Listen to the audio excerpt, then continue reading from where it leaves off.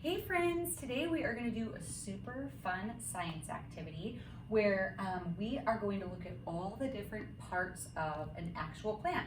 So we were not able to send you home with a real plant. So instead, you can look at this one. I'm going to dissect it a little bit, look at all the little parts, and then we're also going to get to illustrate our own, make a diagram of a plant. So you're going to want to make sure that the tools that you have that are in your packet is you have a paper that looks just like this, and at the top it says science. If you can't find this, just use a plain piece of paper and you can draw your own little pot on it if you want. The other piece I'm going to show you that you might want to get out is also this little one. And your diagram doesn't have to look exactly like this. The one that I do today probably won't. It's just an example, and it also shows some really important words that we're going to be looking at. So make sure you get both of these papers for this activity. So we have some really cool plant parts to look at. The first place we're going to start is down below, where it all begins. So you guys may have planted some seeds, and those seeds, the first thing they sprout are roots. So we can't really see our seed in here anymore, but we can see the roots. So I'm going to bring it up super duper close to see if we can zoom in on that a little bit. Plants' roots have a special job. They're under the ground, usually, and they help to hold the plant in place, help it to hold it into the ground, and they also have a really important job. They soak up water and nutrients for the soil that will get carried out through the rest of the plant. So while plants have roots, they might have different types of roots. These roots you can see are thin, and there's a lot of them, and they almost look like they have little hairs on them that help them to gather up those nutrients from the soil. But some plants only have one big thick root called a taproot. Some have many. Some are thick, some are thin. So plants have roots, but they might look different. So as we go up out of the soil, the next thing that we're going to see that's attached to the roots are the stems. Some plants might have like one big stem. This one has many coming out of the soil, you can see. The stems help to hold the plant up to the sun. So you can see that the stem is holding the leaves and the flower up so it can face the sun. It also sort of acts like a straw. Inside that stem, it's almost like a little tube, and it helps to carry all those nutrients that the roots are soaking up, the food that the leaves are making. Well, those stems carry the water and nutrients all around the plant.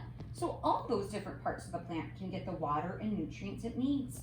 So we have our roots down in the soil, the stem coming up out of the soil, and then connected to the stem, oh, so super duper important, leaves. Leaves as well can be all different shapes and sizes. Usually they're green, you'll notice. And the leaves have a very important job. They make food for the plant, so the plant can continue to grow, because plants can't walk around and go get food at the grocery store. They gotta make their own. So the leaves do that special job. After we continue on up that stem, we see our flower. And this flower, it's called a lilac, right? Violet. Oh, a violet. A lilac is definitely a little bit of a different color. But this is a violet, and it has a purple flower, and there's a little bit of yellow in there too.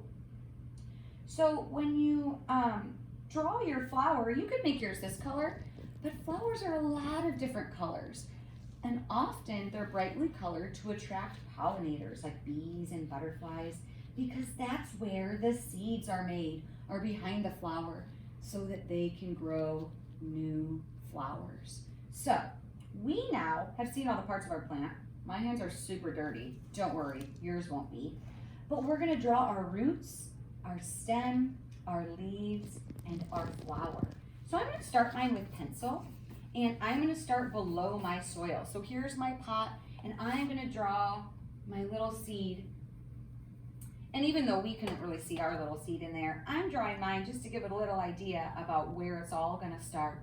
And then instead of making one big thick root, I'm going to draw a lot of little roots. just coming out of my seed, growing out, reaching out into the soil to help get as much water and nutrients as they can. And even off of those bigger roots, I'm gonna draw some little roots so it can really reach out into the soil. So there's all of my roots holding my plant in place and helping to get the nutrients for the plant. Now I'm gonna draw, growing up out of my seed, growing up out of the soil, is my stem. And my stem is helping to hold my plant up, my flower and my leaves up, and also helping to carry that water and nutrients all around the plant. Now I'm gonna draw my leaves. Leaves can be so many different shapes and sizes. These are almost like a round leaf. Some plants have more pointy leaves. So you could make yours pointy, you could make yours round, you can make your leaves however you want. It doesn't have to look like mine. Those leaves are helping to make food for the plant using water, sunlight, and air. Carbon dioxide, to be specific. The next thing I'm going to do is add my flower at the top. I'm going to make that little circle in the center, and then I'm going to draw some big petals